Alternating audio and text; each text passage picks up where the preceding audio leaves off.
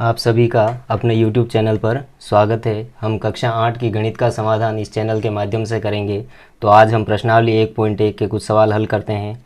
तो पहला सवाल जैसे हमें दिया गया है कि उचित गुणधर्मों के उपयोग से निम्नलिखित का मान ज्ञात कीजिए। सवाल हमारा दिया है -2/3 गुणा 3/5 प्लस 5/2 -3/5 गुणा 1/6। तो सबसे पहले हम क्रम विनिमयता के नियम को लागू करेंगे, अर्थात संख्याओं के क्रम को इधर उधर कर दें। हम हल करते हैं।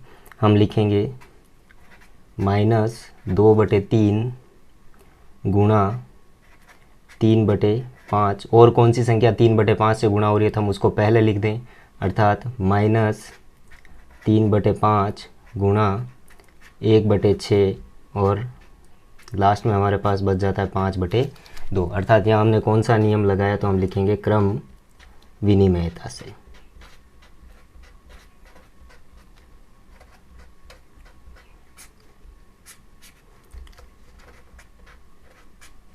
अब हम इसे हल करेंगे तो हम यहाँ वितरकता का नियम उपयोग करेंगे। 3/5 का गुणा 1/6 से हो रहा है, और यहाँ 3/5 का गुणा -2/3 से हो रहा है। तो हम 3/5 को कॉमन ले लें, हमारे पास बच जाएगा -2/3, और यहाँ बच जाएगा माइनस का 1/6 और प्लस का 5/2। यहाँ हमने कौन सा नियम लगाया, तो हम लिखेंगे वितरकता से।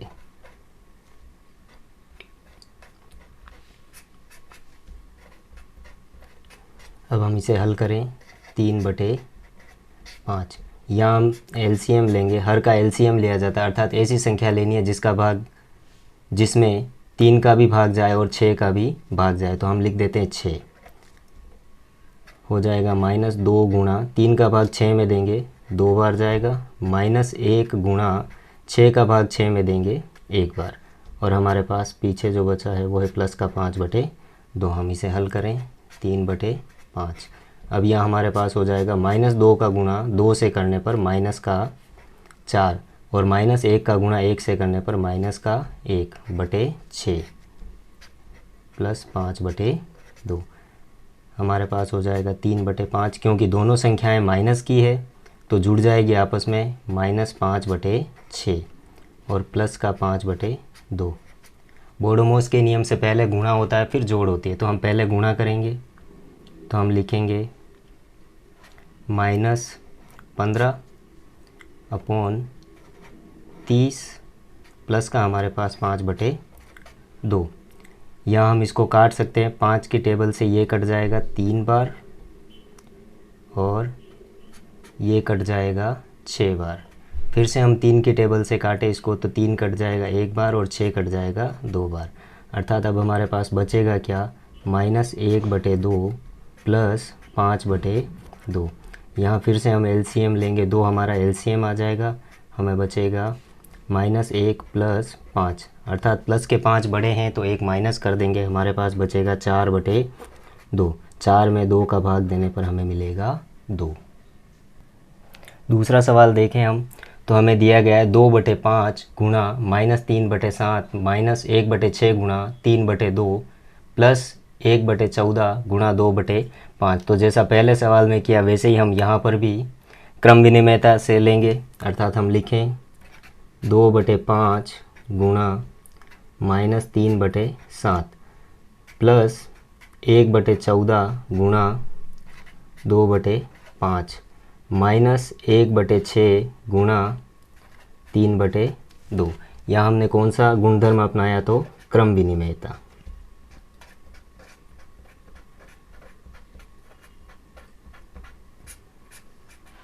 अब हम इसे हल करें तो वितरकता के नियम से हम 2/5 को कॉमन ले लेंगे। तो हम लिखेंगे 2/5, हमारे पास यहाँ बच जाता है -3/7 और प्लस का 1/14, माइनस यहाँ हम गुणा कर दें तो 3/12। यहाँ कौन सा नियम लगाया हमने, तो हम लिखेंगे वितरकता।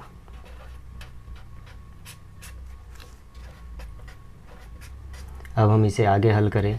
2/5, यहाँ हम एलसीएम लेंगे 7 और 14 का, तो हमारे पास एलसीएम हो जाएगा 14। तो हमारे पास मान आ जाएगा -3 गुणा 2 प्लस 1 गुणा 1। और माइनस, क्योंकि यहाँ 3 की टेबल से 3 और 12 कट जाते हैं तो हम इसे लिख सकते हैं 1/4। अब हमारे पास हो जाता है 2/5। -3 का गुणा 2 से करने पर 6, और ये -3 का गुणा 2 से करने पर माइनस का 6 और प्लस का 1/14 और माइनस का 1/4। यहाँ हमारे पास हो जाएगा 2/5 -6 और प्लस का 1, अर्थात हमारे पास क्या बचेगा, तो माइनस का 5/14 -1/4। जब संख्याओं के बीच में गुणा होता है तो हम उसे काट सकते हैं, अर्थात 5 की टेबल से 5 कटा एक बार, और यहाँ पर भी 5 कटा एक बार। 2 की टेबल से 2 कटा एक बार, और 14 कटा आपका 7 बार। अर्थात हमारे पास क्या बचा, 1 गुणा -1/1 गुणा 7 -1/4। अब हम इसको आगे लिखें, 1 का गुणा -1 से करने पर -1/7 का गुणा 1 से करने पर 7 -1/4। फिर से हमें एलसीएम लेना है। 7 और 4 का हम एलसीएम लेंगे तो हमें ऐसी संख्या लेनी है जिसमें 7 का भी भाग जाए और 4 का भी भाग जाए, तो वो संख्या होगी 28। -1 गुणा 7 का भाग 28 में देंगे तो 4 बार जाएगा।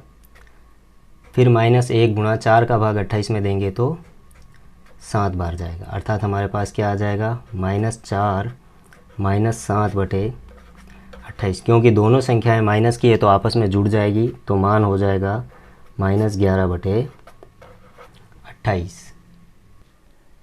सवाल नंबर 2 हमें लिखा गया, निम्नलिखित में से प्रत्येक का योज्य प्रतिलोम लिखिए। योज्य प्रतिलोम का मतलब ये होता है कि जो संख्या दी गई है उसमें ऐसी संख्या जोड़ना जिसे जोड़ने पर उसका मान 0 हो जाए। तो हम लिखे 2/8 का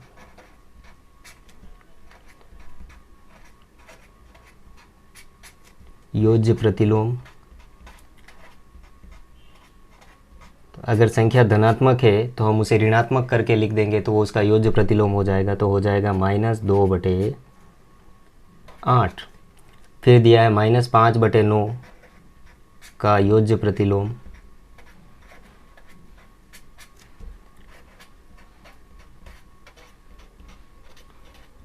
तो -5/9 का योज्य प्रतिलोम हो जाएगा, क्योंकि ये ऋणात्मक संख्या है तो हम इसे धनात्मक लिख दें 5/9। यहाँ देखें हम दोनों ऋणात्मक संख्याएं और भाग हो रही है, अर्थात ये संख्याएं धनात्मक हो जाएगी। 6/5 का योज्य प्रतिलोम,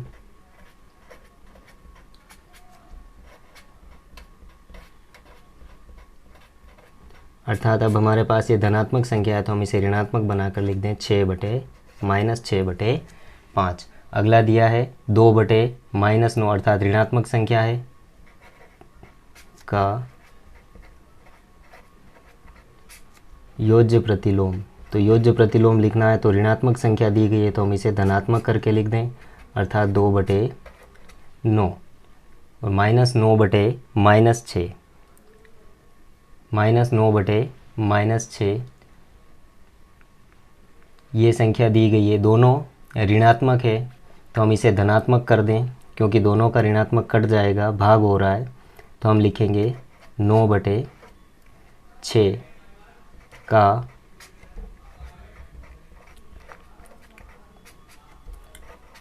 योज्य प्रतिलोम हो जाएगा -9/6। संख्या आपकी दे रखी है -6, अर्थात इसका योज्य प्रतिलोम ऋणात्मक हो जाएगा। अगला हम देखें तो संख्या आपके दे रखी है 19/-6। 19/-6 यानी कि ऋणात्मक संख्या का योज्य प्रतिलोम हम लिखेंगे तो धनात्मक संख्या हो जाएगी।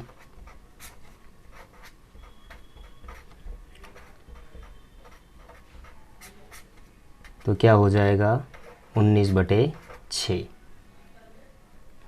अगला सवाल देखें हम, सवाल नंबर 3। तो दिया गया x बराबर 11/15 और दूसरा दिया गया x बराबर -13/17 के लिए सत्यापित कीजिए कि माइनस गुणा -x बराबर x। हमें सत्यापित करना है तो हम पहला देखें, x बराबर 11/15 हमें मान रखना है तो हम लिखेंगे LHS,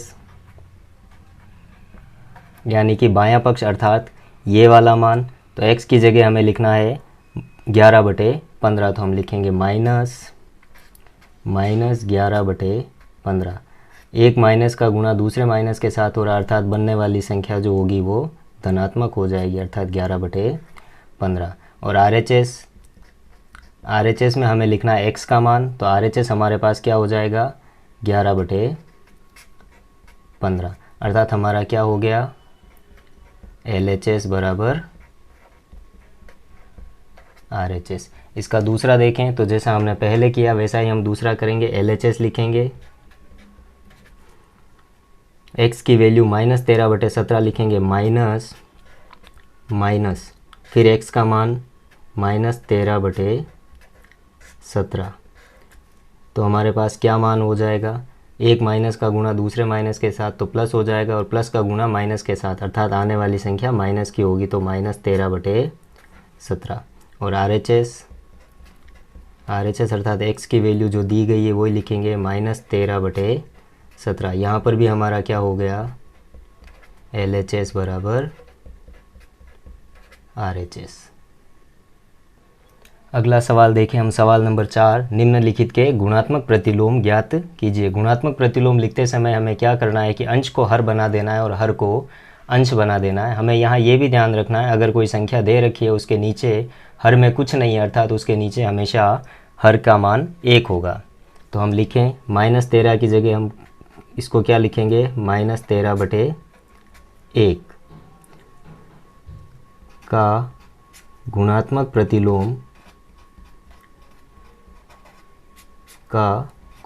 प्रतिलोम क्या हो जाएगा, हर का मान अंश की जगह, अंश का मान हर की जगह, अर्थात 1/-13। दूसरा जो दे रखा है -13/19 का गुणात्मक प्रतिलोम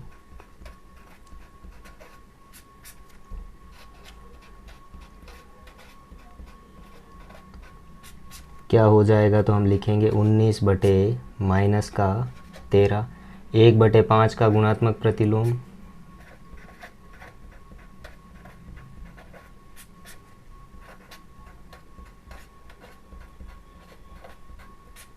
1/5 का गुणात्मक प्रतिलोम हो जाएगा 5/1, जिसे हम 5 कह सकते हैं। यहाँ देखें हम पहले गुणा कर दें, -5 का गुणा -3 के साथ, अर्थात माइनस का गुणा माइनस से तो प्लस हो जाएगा, कितना हो जाएगा 15/7 का गुणा 8 से तो 15/56 का गुणात्मक प्रतिलोम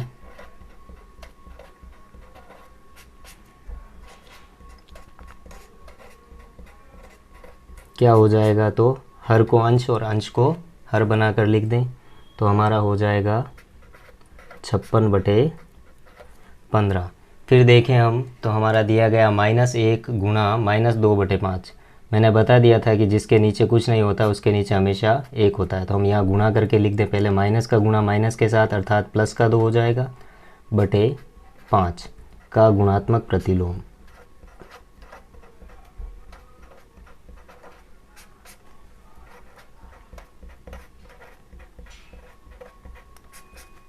अंश को हर व हर को अंश बनाकर लिख दें, अर्थात हो जाएगा 5/2। यहाँ देखें हम -1, इसके नीचे भी एक -1 का गुणात्मक प्रतिलोम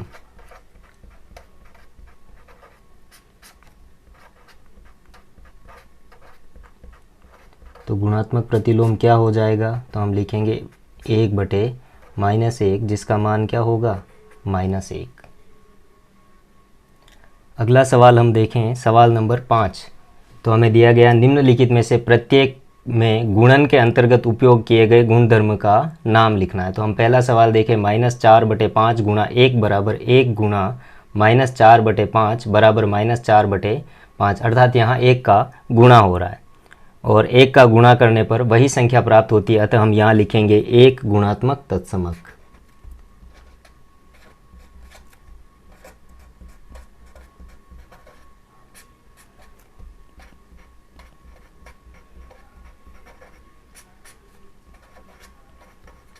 दूसरे में हम देखें तो -13/17 गुणा -2/7 बराबर -2/7 गुणा -13/17, अर्थात इनके क्रम को आगे पीछे कर दिया गया। तो यहाँ कौन सा गुणधर्म लगा, तो हम लिखेंगे क्रम विनिमयता।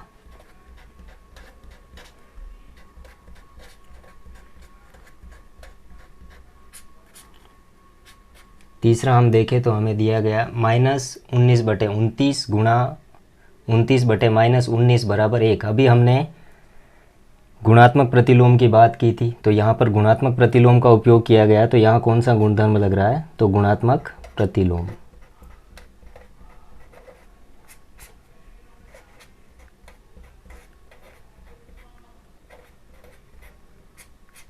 अगला सवाल देखें हम, सवाल नंबर 6। हमें दिया गया है 6/13 को -7/16 के व्युत्क्रम से गुणा कीजिए। तो हम पहले लिखेंगे -7/16 का व्युत्क्रम।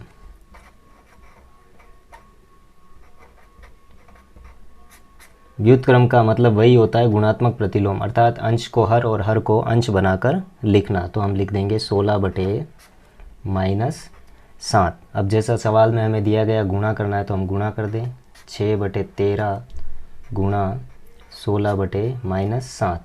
16 का गुणा 6 से करने पर 96, और 13 का गुणा -7 से करने पर -91। तो हम इसे लिख सकते हैं -96/91।